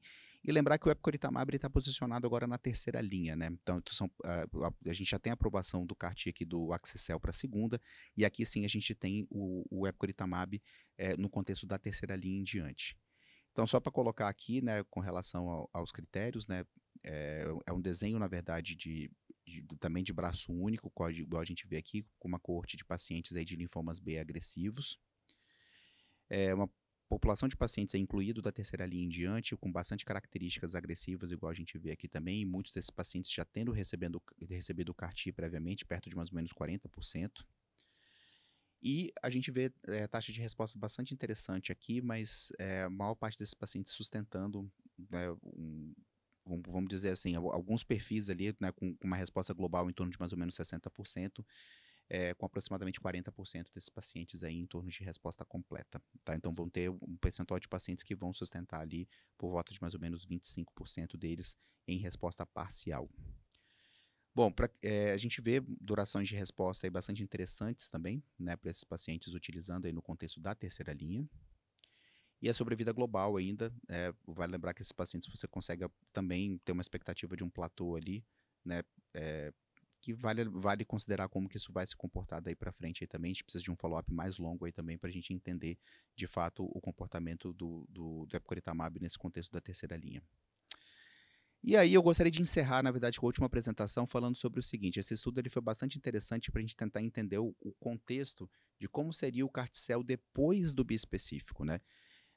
Eu acho que esse estudo, na verdade, que foi apresentado pela Glória Iacaboni, do grupo de Barcelona, lá do Vale d'Hebron, porque a gente vai ter esse perfil de paciente aqui, que num contexto de um país como o nosso, que o acesso ao CAR-T-cel está bem turbulento, de fato, né, por questões aí relacionadas a custo e aprovação das fontes pagadoras, que de fato a gente vai pegar muitos desses pacientes sendo referenciados por centros de CAR-T, no qual foi tentado resgatar esses pacientes na segunda linha, não conseguiu, vai usar o bispecífico, vai ter pacientes em uso de bispecífico ou em resposta parcial, ou seja, contextos que a gente vai considerar por que não levar um paciente para fazer um CAR-T já tendo sido exposto a tratamento com bispecífico? Bom, então esse estudo, na verdade, foram incluídos centros na França e na Espanha, tá? Que já tinham sido tratados com anticorpos bispecíficos previamente no contexto de estudos clínicos com bispecíficos, e aqui considerando principalmente os bispecíficos para CD20, no qual os pacientes que tinham recebido bispecífico para CD19 foram excluídos e foram comparados com controle, com uma coorte histórica, na verdade, aqui também uma coorte de controle aqui do estudo de CAR-T, que é um estudo do grupo francês que comparou pacientes tratados com Axi-cel e Tisacel e comparou um CAR-T versus o outro. E é um estudo que teve um propensity score matching que fez a comparação desses dois grupos aí, comparando os dois CAR-Ts. Então, pegou esses pacientes do DEX-CAR-T e fez a comparação aqui com os pacientes que já tinham sido expostos aos anticorpos bispecíficos. Bom, então aqui foram selecionados um N de 47 pacientes que tinham recebido o anticorpo bispecífico antes e foram tratados com o CAR-T previamente. Aqui algumas características desses pacientes, né? Inclusive com relação aos produtos de CAR-T, então o equivalente é mais ou menos que receberam Axi, Tisacel e um pequeno percentual aí que recebeu o Lisocel aqui também. E uma mediana de tempo, que é algo sempre bastante discutido, entre você ter a exposição do bispecífico e ter a coleta de células, então uma mediana de tempo que deu aí por volta de mais ou menos 50 dias. Inclusive isso foi analisado mais para frente. Bom, com relação à toxicidade, então a gente já coloca aqui, na verdade, que não teve uma diferença significativa entre ter recebido o bispecífico previamente e não ter recebido o bispecífico previamente com relação a ter mais ou menos síndrome de liberação de citocinas. E aí a gente também vai ver com relação aos desfechos daqui para frente, né, que também a gente não teve uma diferença significativa, seja em taxa de resposta, seja também nas medianas aqui de sobrevida livre de progressão, sobrevida global e duração de resposta, tá? Alguns parâmetros foram analisados para tentar entender o impacto em sobrevida aqui também. Aqui o tempo de washout entre o bispecífico e a aférese também, igual foi considerado ali naquela mediana que deu de 50 dias, tentar analisar mais de 50 dias ou menos de 50 dias, correlacionar com desfecho de sobrevida livre de progressão e sobrevida global, e não teve diferença estatística, considerando aí também essa análise. E aqui também tentando, assim como a gente viu as diferenças em taxa de resposta ali e toxicidade, aqui também considerando os desfechos de sobrevida, né, entre receber e não receber o bispecífico previamente, também mostrando que não teve diferença estatística, tá? Então, basicamente, para trazer um pouco para a gente aí que vai começar a usar bispecífico agora também, e que utilizar o bispecífico antes não necessariamente inviabiliza esse paciente ser considerado um tratamento com CAR-T na sequência. Bom, então gostaria de concluir aqui dizendo, né, que na primeira linha fica a dúvida com relação à adição do polatuzumab para quais perfis de pacientes que a gente deveria considerar, se ele se torna o novo comparador nos estudos clínicos aí também. O contexto do CAR-T-cell na segunda linha, agora também, já tendo essa aprovação inclusive aqui pela Anvisa, né, já temos o Yescarta aqui disponível para poder solicitar para os nossos pacientes, apesar do acesso ser difícil, né, no contexto aí de saúde suplementar. E na terceira linha a gente já tem disponível aí também os anticorpos bispecíficos, né? E vale lembrar que a terceira linha não necessariamente o paciente vai ter recebido o CAR-T, vai ter a terceira linha de pacientes, né, que seja que você tenha tentado resgatar e não conseguiu, né, e o bispecífico vai estar disponível ali também para você, ou aquele paciente que muitas vezes até fez o esquema de segunda linha completo com o transplante autólogo e que você pode ter disponível, né, tanto um quanto o outro aí também. E claro, vão ter pacientes que você vai precisar de um tratamento mais rápido e que o bispecífico ele pode anteceder o CAR-T-cell, e conforme a gente mostrou ali, né, os dados do grupo de Barcelona vieram com algumas informações bem interessantes aí também, que é uma alternativa possível você inverter a ordem tanto de um quanto do outro. E aqui gostaria de agradecer mais uma vez aí também, foto do nosso grupo, e agora sim a gente pode começar a nossa discussão. Posso provocar? Pode. Bom, você já pegou o microfone, pode seguir. Sempre, então, né? Enquanto eu vou olhando o tablet aqui, Thalita, pode começar. Até para englobar todos os assuntos, que a gente apresentou muito as novas estratégias de tratamento, muito baseada no que está vendo de imunoterapia daqui para frente. E aí eu pergunto para o doutor Celso, que é um amante do transplante, se o senhor continua sendo amante do transplante, o senhor acha que as unidades de transplante de medula virarão unidades de terapia celular? Ou em que ficará? E eu estou falando do mieloma e dos linfomas. Acho que a pergunta é super pertinente. Eu acho que não. Acho que não. Porque na verdade, ainda a principal indicação de transplante é leucemia aguda, leucemia mieloide aguda, né? E mielodisplasia, e ainda não tem para essas doenças, né? E não tá com uma cara que vai ter, assim, não tem uma, no curto prazo, pelo menos. Quem sabe mais para frente, né? Acho que o alvo é meio perigoso ali para as neoplasias mieloides, né? Acho que para as neoplasias linfóides tem uma mudança que a gente já vê, né? Você vê no mundo inteiro, no BMT, no CIBMTR, você já vê isso. Não tem mais quase indicação de transplante em LLC, manto, Hodgkin, tem caído bastante. Eu ainda, só para finalizar o meu argumento que não, eu ainda acho, me preocupa um pouco, e a gente falou isso há pouco, né, antes do evento, se a gente pode, às vezes, até deixar de oferecer uma oportunidade curativa por conta de tanta coisa disponível. Isso eu sempre me questiono, porque, como eu falei, eu tenho os pacientes de manto com boas respostas, quer dizer, curados com transplante halogênico, que às vezes eu me preocupo quando você tem muita coisa disponível, talvez você nem ofereça. Então, a mesma coisa para LLC, e a gente não sabe para Hodgkin, né, que você mesmo defendendo, né, que ainda existe, né. Então, acho que é só esse o viés ali que eu acho que existe, acho que a gente tem que usar com inteligência esses recursos, mas não esquecer que aquele paciente muito jovem, que a gente sabe que apesar de tudo isso, não vai curar, né? O paciente até consegue ficar um tempo, mas a gente ainda não aposentar completamente. Concordo totalmente. Por isso que quando a gente tem essas estratégias novas de tratamento, a gente tem um acompanhamento muito curto. Então, a nossa ponta de questionamento, ainda mais quando a gente está trazendo elas de forma mais precoce. Então, o Jair apresentou a possibilidade de fazer terapia celular em primeira linha, né? Assim, claro, eu também defendo que para você ter toxicidade, você precisa estar vivo. Então, classicamente, se uma estratégia é mais eficaz, talvez a gente incorpore, mas eu ainda acho que a gente tem muita segurança e sabe exatamente o que esperar da terapia, e sabe o grupo de pacientes que eventualmente a gente consegue curar. E tudo que a gente tem novo, incluindo principalmente bispecífico e CAR-T, ainda são follow-ups muito curtos. Então, eu tenho algumas questões com relação, principalmente a trazer isso para uma primeira linha, porque eu não tenho a menor ideia de como é que vai estar a imunidade desses pacientes depois de 3, 4, 5, 6 anos. Se realmente a gente vai habilitar eles para uma vida longa ou se a gente só vai mudar eventualmente do que eles vão morrer daqui a pouquinho, né? Se não é da doença ou de complicação. Esse é um ponto bem interessante, Thalita, que você colocou, porque assim, acho que os estudos clínicos mostram isso bastante pra gente, e ter a oportunidade de participar desses estudos, eu acho que também é algo bastante interessante, porque quando você vê essas novas terapias sendo posicionadas em outros momentos, né? E você vê acompanhar isso de fato acontecendo através de estudos clínicos, acho que isso traz respostas bastante interessantes aí pra gente, né? Uma coisa que o Humberto colocou bastante ali também com relação ao perfil das infecções, né? E isso é algo que a gente tem visto cada vez mais aí na prática.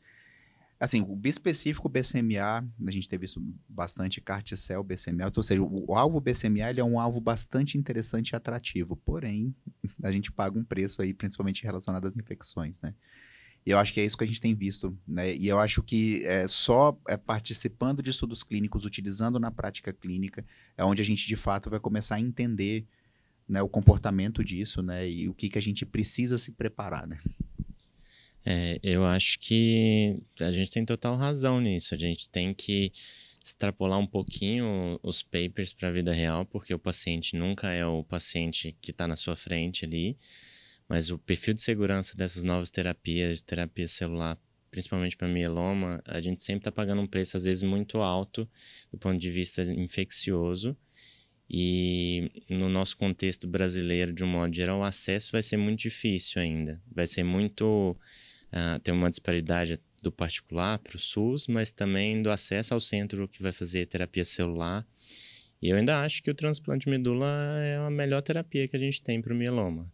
Acho que é um custo super baixo em comparação com uma entrega de efetividade muito grande. Então, a gente tem feito transplante bastante ainda, né? E eu acho que mudar isso daí... Posso para a Thaís, jogar para a Thaís? Você acha que o transplante ainda é muito importante e relevante no manto, Thaís? Vai jogar, você sabe, né, que eu venho puxando essa discussão, inclusive com o Jair, do transplante no paciente no manto, mas não, acho que na realidade brasileira, sim, sempre. A minha questionamento maior no manto e no transplante são os pacientes acima de 65 anos, né? porque aí sim a gente eventualmente não tem ganho de sobrevida global, pelo menos nos estudos de vida real e nas cortes. O único estudo que mostrou ganho de sobrevida global em manto, o estudo em que o braço comparador, ele é o interferon, ou seja, numa área que não tinha rituximab. Então, eu acho que no paciente mais idoso, não no paciente mais novo, eu acho que no paciente mais novo nada vai mudar, mas no paciente mais idoso, com a chegada das novas terapias, eu acho que a gente vai abdicar um pouco mais do autólogo para Está ruim. que a gente olhar cada caso. Você já conhece a opinião dela, você já captou. Na verdade, acho que você caiu, Thaís. Tá muito ruim, mas é isso mesmo. Acho Pode que traduzir, Thalita, vai. a gente está revisitando esse conceito, né, da possibilidade, porque o manto é uma doença incurável. Então, a gente não tem realmente, com estratégias que são mais efetivas, que a gente está trazendo cada vez para situações mais precoces, será que a gente realmente precisa de uma estratégia muito potente, mas que é muito tóxica? Eu caí. Aí você caiu. Mas ela está respondendo por você. Mas eu já estou falando, fazendo sua fala. Tá falando minha opinião, que eu acho que nos pacientes mais idosos, especialmente acima de 60, 65 anos, que deve ter sido que a Thalita falou, numa terapêutica em que não há ganho de sobrevida global, a gente tem que considerar a toxicidade do esquema, né? Então, ainda mais com novos tratamentos eficazes, a despeito do CAR-T, a gente fala muito sobre difuso, eu realmente acredito que o CAR-T vem para mudar o paradigma dos linfomas indolentes e do manto. Acho que as taxas de resposta são, quando a gente está falando de 30%, 40% de resposta no difuso, que é muito bom para uma necessidade não atingida, mas para manto a gente está falando de respostas que giram em torno de 70%, né? Então, para uma população extremamente tratada, extremamente exposta a BTK. Então, eu acho que sim, aí a gente vai ter uma mudança de paradigma. Obviamente que toda incorporação envolve custos, e custos são muito importantes na nossa realidade, mas eu acho que a gente, no paciente mais idoso, a gente tem que questionar a toxicidade, sem dúvida nenhuma. Podemos mais ou acabou? Eu posso trazer uma pergunta? Vai, Thaís. Posso uma? Pode. Então, assim, eu queria para todos, né? Quando a gente pensa, a gente vai ter muito esse cenário que o paciente vai ser exposto a bispecífico antes do CAR-T. Então, eu tenho dois cenários, né? O paciente está em resposta parcial com bispecífico, a gente leva ou não ele para o CAR-T. E 2, o cenário mais difícil, o paciente exposto, tudo exposto, ganhou bispecífico e resposta completa. A gente oferece halogênico para esse paciente ou a gente segue fazendo bispecífico? Não tem DNA circulante, né, para avaliar. Linfoma difuso, né, Thaís? Tem difuso. Tá. Bom, eu já respondi isso ao longo da minha apresentação, vou passar a palavra aí para vocês. Eu acho que a discussão do linfoma difuso, ela tem uma série de pontos ali, como o Jair colocou, que não se aplicam à nossa vida prática, né? Por exemplo, toda vez que eu vejo dados de segunda linha de difuso falar de CAR-T, a gente que está vivendo isso no dia a dia, é impossível. Sofrimento. Qual é a chance de você conseguir a aprovação, né? Do tempo que demora para ter uma aprovação. Então, ao mesmo tempo, o transplante halogênico, eu já perguntei isso para várias pessoas, porque todo mundo tem visto, não só no Brasil como fora, né? Os pacientes que fazem CAR-T recaem. E acho que é um cenário meio deprimente, considerando o custo do tratamento e a saúde do sistema de saúde. Então, você vê que as operadoras estão negando veementemente, justamente porque estão até usando as experiências ruins do passado como exemplo, né? Você gastar uma fortuna num paciente para um resultado, muitas vezes... E, ao mesmo tempo, eu acho que tem mais a ver com seleção de pacientes, talvez. Então, eu vejo, sim, a ideia de um transplante não se aplicando num paciente que é aquele caso bom, né, que vai para CAR-T, o paciente faz e ele cura, e aí não se aplicaria mesmo. O cara que recai pós o CAR-T, também não sei se dificilmente ele chegaria no transplante halogênico até, né, porque esse paciente você nem consegue fazer entrar em remissão para que isso seja... Então, eu acho que a gente vai ter que ser mais cuidadoso na seleção do paciente para essas terapias de altíssimo custo, porque levar o paciente em progressão é uma coisa que, como transplantador, a gente já não faz há muitos anos, né? Então, acho que CAR-T é um negócio que a gente tem que tomar um cuidado maior. DHL não pode estar muito alto, a doença não pode estar em progressão, o volume de doença tem que ser baixo, senão você vai queimar uma estratégia e até acho que todo mundo vai pagar o preço. Vou passar a palavra para a Thalita também, que essa é uma discussão que a gente tem com bastante frequência, que é o seguinte: a gente já está vendo na prática como é ruim levar paciente para CAR-T com doença em progressão. Então, isso a gente já vivencia. Mas por que isso acontece? Exatamente igual o Celso colocou. Planejar um CAR-T para um paciente é ter expectativa de como ele vai se comportar 3, 4 meses para frente. Não vai demorar menos do que isso para ele ir para o CAR-T. E eu não vejo bispecífico versus CAR-T. Eu acho que o bispecífico pode até ajudar a gente a levar o paciente para o CAR-T numa situação melhor. Talvez esse paciente que você colocou aí, o paciente em resposta parcial com o uso do bispecífico, ou seja, aquela resposta parcial que você sente que é a melhor resposta alcançada, talvez seja o melhor paciente que você vai levar para o CAR-T. Que você não conseguia levar ele com esse nível de resposta com outras terapias, porque esses pacientes eles já são quimiorrefratários. Então, acho que talvez isso, e mais os dados que foram apresentados aí do grupo espanhol, mais outros estudos clínicos que já estão em andamento, né, combinando as duas terapias, vão trazer respostas para a gente bastante interessantes. Thalita. Não, eu acho, só para concluir, que a gente não sabe nada. Esse é o problema, a gente não sabe nada, a gente precisa follow-up. Então, muitas coisas. E quando a gente fala em imunoterapia, a gente tem que aprender a saber identificar o paciente. Quando você pergunta, a gente vai precisar fazer alguma coisa pós-bispecífico, a primeira imuno que a gente teve, a gente sabe que não está curando a maioria dos pacientes. Então, com bispecífico, a gente vai curar? Não temos a menor ideia, porque o follow-up é muito curto, o número de pacientes é muito curto. Então, a gente tem que esperar esse follow-up. E depois é isso, a gente tem que ter outras ferramentas para conseguir identificar o paciente que realmente a gente vai conseguir curar com imunoterapia, e o paciente que a gente vai ter que fazer uma terapia subsequente, e também se esse é um paciente que a gente vai conseguir resgatar de alguma forma, né? Porque a gente já está lidando com taxas de respostas muito boas em pacientes que nunca antes tiveram a possibilidade de ser tratados, né? E de verdade, eu acho, só para complementar aqui, a gente tem que sim, do mundo inteiro, ninguém fala isso, mas a gente tem que sim começar a contraindicar a CAR-T. Ninguém tem coragem de fazer isso, porque se sempre é a estratégia definitiva, é a salvaguarda, vai salvar o planeta, mas é uma terapia que não é custo-efetiva, principalmente quando mal indicada. Ela provavelmente se tornará algum dia custo-efetiva quando a gente aprender a contraindicar, porque indicar é muito fácil, todo mundo pode fazer isso, é muito simples fazer terapia CAR-T. Então, a gente realmente, as discussões cada vez maiores têm que ser nessa situação. Vamos ter coragem, sim, de contraindicar a terapia celular, né? Tendo uma outra é coisa para interessante propor, que a gente contraindica muito. A gente contraindica muito mais facilmente um alogênico, né? Do que a gente contraindica um CAR-T. Lógico, com suas. Mas é porque eu acho que o tempo levou a ter um aprendizado maior de contraindicar, de custo-efetividade, custo-benefício. Eu acho que essa curva é o mais importante, realmente selecionar melhor do paciente para ir para o CAR-T. Eu comecei a falar que teve o delay com a Thaís, que é o seguinte: você ter outra opção para oferecer é melhor. Então, o bispecífico entra nessa jogada, porque quando você está diante de um paciente que ele tem a indicação de bula do CAR-T, mas ele não tem o perfil ideal que vai se beneficiar com a terapia, é muito mais difícil de você contraindicar. Mas eu acho que agora, você tendo uma opção que pode ser até melhor, então, ou seja, você indicar um bispecífico para aquele paciente que tem um perfil de mal com o CAR-T, com certeza acho que vem para um cenário aí que vai dar muito mais alívio para a gente na hora de tomar essa decisão, né? Bom, bispecífico versus CAR-T, só falando rapidamente aí, porque o tempo já está quase indo para o fim, por Humberto, na verdade.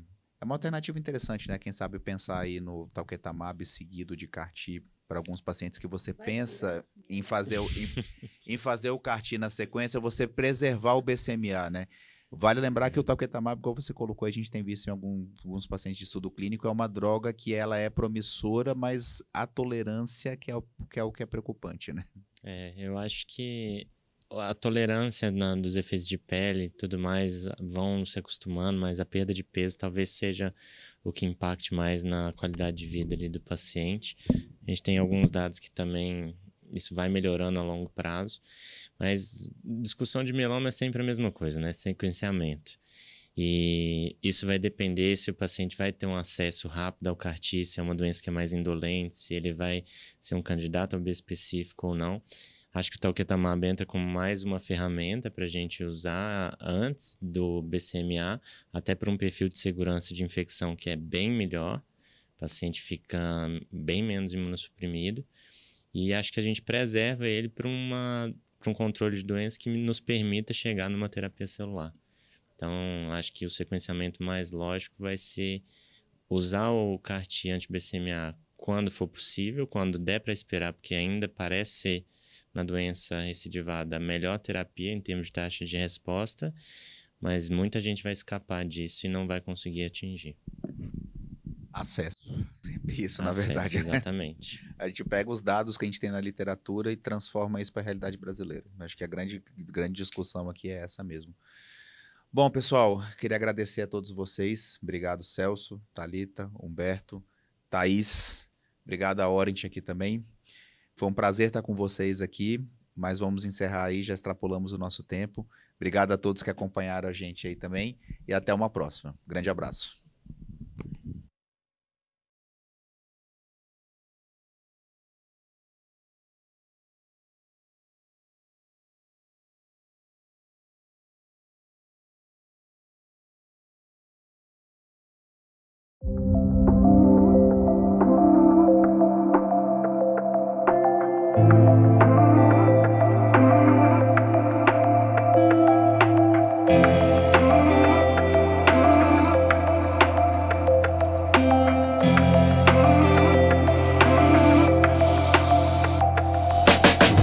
A ciência pode nos impulsionar a assumir riscos, partilhar e colaborar, explorar dados, tecnologia e inteligência artificial para acelerar a mudança, unindo pessoas para alcançar o impossível, avançar para o futuro.